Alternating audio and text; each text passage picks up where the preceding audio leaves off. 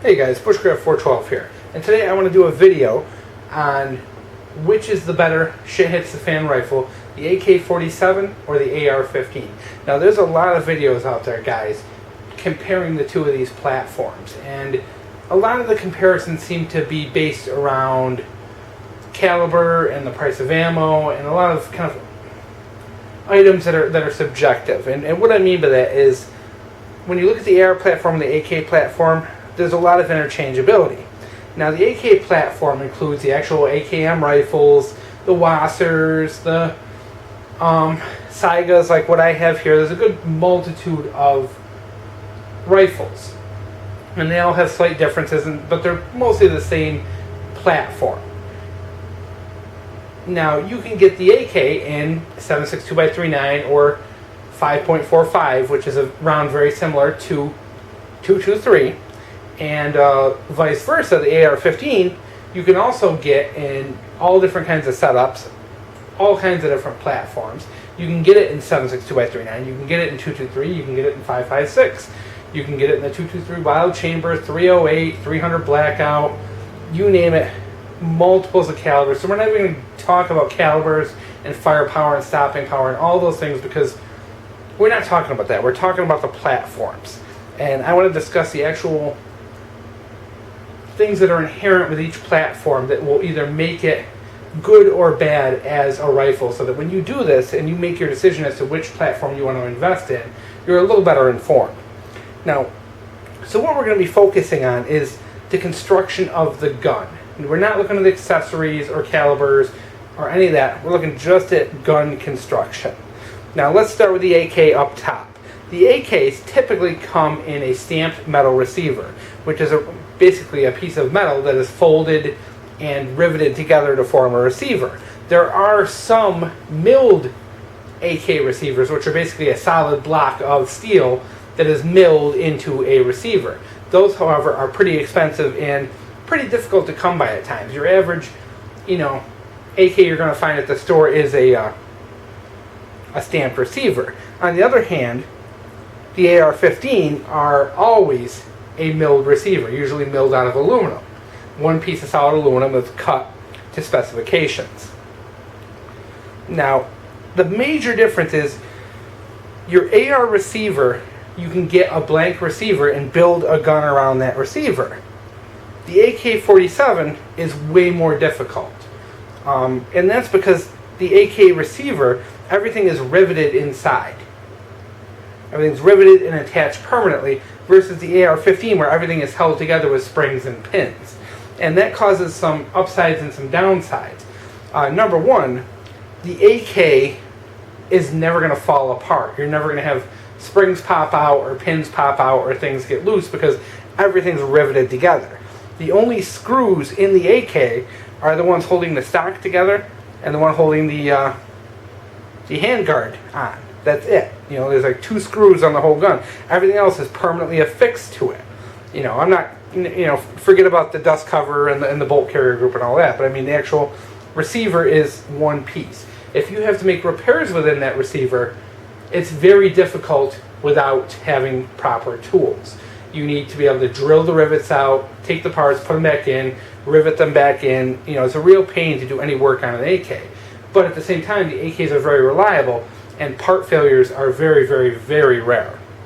Now the AR-15, it's a double-edged sword, because everything is held together with pins and springs and detents, so if you have a failure of your gun, say for example your stock comes loose, the bolt strips out, you knock it on the ground, you drop it, and that stock comes loose, you're going to lose one of your springs and detents that holds in the pin that holds the rifle together.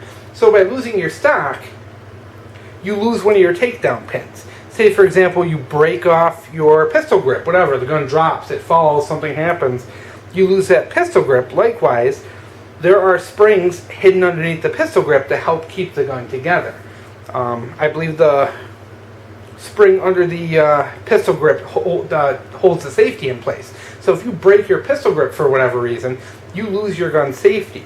And that's, I think, a major flaw when it comes to a shit hits the fan scenario, is that this gun, if you have a failure in one part, it can affect the other parts. Whereas the AK, if you break the stock, it does not affect any other part of the rifle. If you break, this one, of course, is a Saiga, so it doesn't have a pistol grip.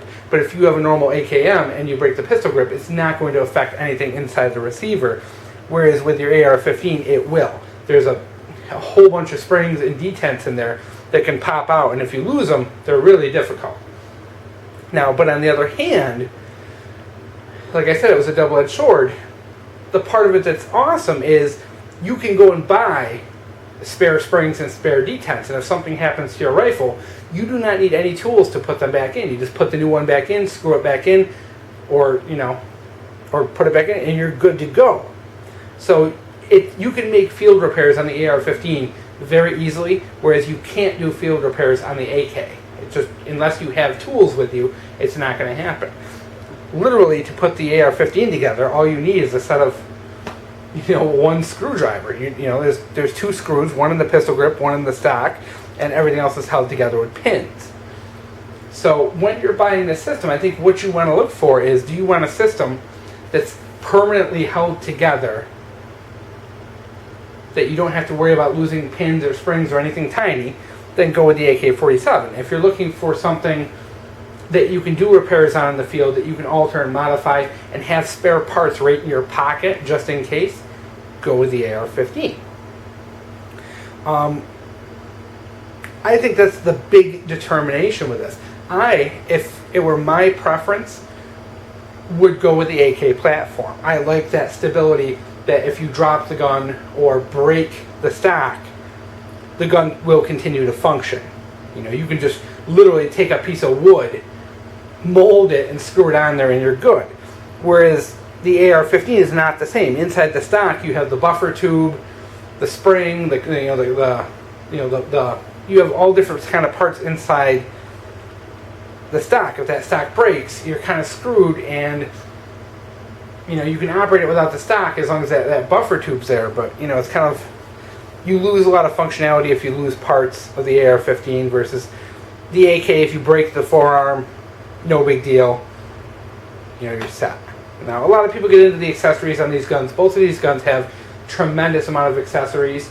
They both have ways to quick detach optics. They both are optics ready.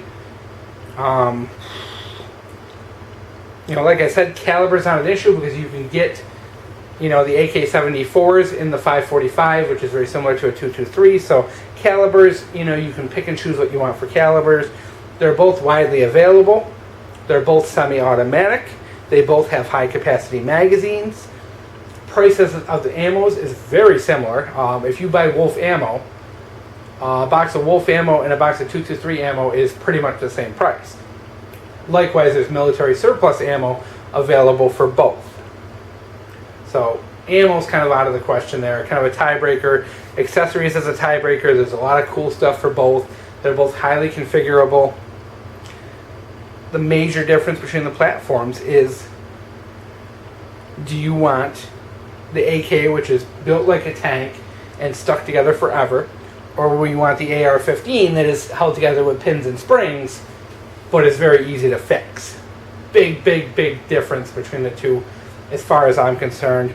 I mean, you can argue all day long about the stopping power of the different rounds. This video is not about that.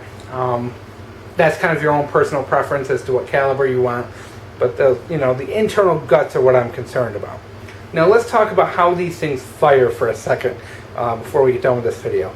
They have very similar firing systems, despite the fact that everyone says that AR-15s are just jam-o-matics and you can't trust them. I'm finding it not to be the case with my AR-15. It's been 100% reliable so far. I mean, I guess it depends on how it's built and what parts you use and etc., but mine's been 100% so far. Mine's also, a varminter, so I'm not rapid firing, I'm not doing things like that, so I guess I'm not the best judge of that, at least with this gun. Now, how the AK works is there's a gas tube, large gas tube up in the top. And the bolt carrier group has the bolt carrier group, the bolt, and a big huge gas piston. When you fire the bullet, gas goes out the barrel, up into the gas tube, and then forces that gas piston back, which has the bolt and the bolt carrier group on it, as it goes backwards, the bolt actually spins and kind of the ejectors clamp onto the round, shoot it out of the chamber. A spring forces it back, and that strips a new round from the magazine into the chamber. AR-15, very similar setup, but a little bit different. Same thing, the bullet goes off, fires down the barrel. There's, instead of a big gas tube, there's a little tiny gas tube in this. It's long and thin and about the size of a straw. And it connects directly to the bolt carrier group. So instead of there being a huge gas piston in there that gets pushed back, the actual gases go up and go back into the rifle and push that bolt back. Same thing happens. It starts to turn, the extractor spins, shoots the bullet out. Spring that's in the stock pushes it back and reloads a new round. So very similar, not much difference. The only major difference is that one of them has a gas piston versus the other has just a gas tube. But the actions are, they're semi-automatic. They're pretty much the same. It uses gas to push back the bolt carrier group, and grooves cut into the bolt and the bolt carrier group force the bolt to spin and shoots the round out. Not a major difference in there. Now, tolerances, the AK is built with a gas tube, a huge gas tube and a huge gas piston. There's a lot of room around there. And you can let them run very dirty and they don't jam up. There's very little to them. Now, on the other hand, the AR-15, that gas tube is very small, and you have that capability for that to get clogged up or bent or damaged because it is very small and fragile. It's the size of a straw. And then, having that tube or the buffer tube in the back with the buffer spring in it, if something were to happen in there to your stock, you lose the functionality of that weapon. A lot more going on. The AR-15 is a very ingenious design, but there's a lot going on and a lot more room for failure than the AK, which is pretty much just a gas piston that shoots back and a spring that pulls it back forward. It's very simple design.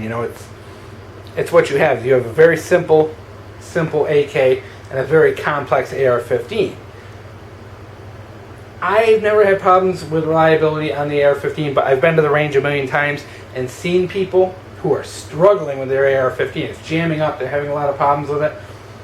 I can't tell you, because I don't own the gun, whether their jamming problem is because they're using crappy ammo, or if they're just not cleaning their gun properly, or maybe they don't have the right parts. People tend to get a little crazy with the AR-15s and buy parts that just don't really belong, in them. They buy cheap garbage parts, and, who knows what they did wrong. Did they put it together? Who built it? Who put it together?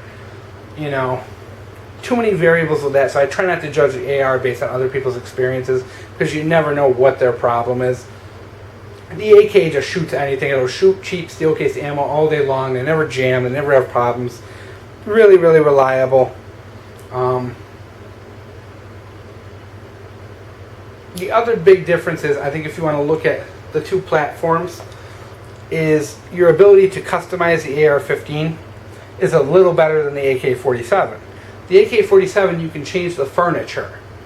You can change the grips, the stocks, optics, things like that. But the barrels are kind of set. You really can't replace the barrel length, Versus the AR-15, you can buy 5 different uppers and have 5 different guns. You can use 5 different uppers with one lower. Likewise, you can see here, I have a 24-inch barrel.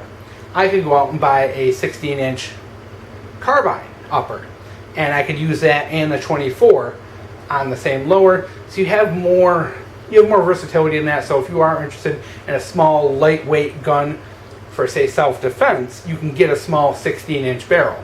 If you want a long barrel 24-inch, for long-distance shooting, you can get that as well. There's a lot more options with the AR-15 to customize it specifically to suit your needs.